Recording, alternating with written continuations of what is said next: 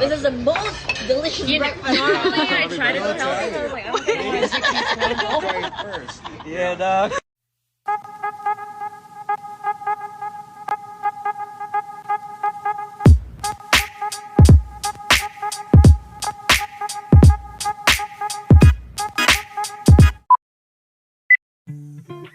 Habang nasa ibang bansa pa rin si Kim para doon salubungin ang bagong taon kasama ang kaibigang si Bella, ay hindi naman ito nakalimutan, na magpaabot ng pagbati sa kanyang mga fans at taga-suporta, habang ang pamilya naman nito sa Pilipinas, ay masaya naman na sinalubong ang bagong taon kanina.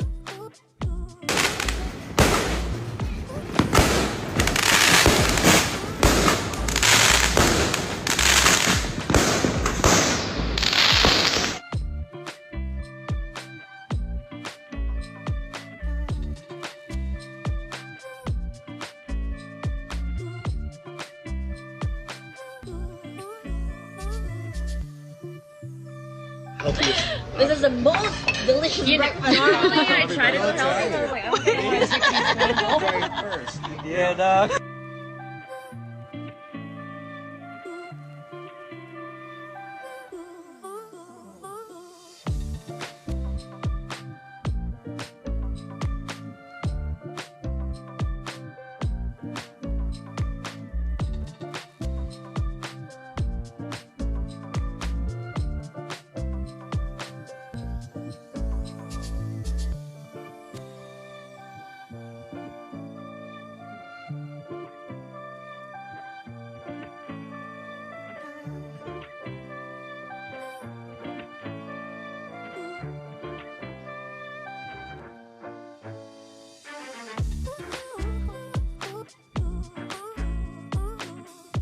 Samantala, ito naman ang ilan sa naganap sa New Year's celebration sa bahay nila Kim sa Pinas.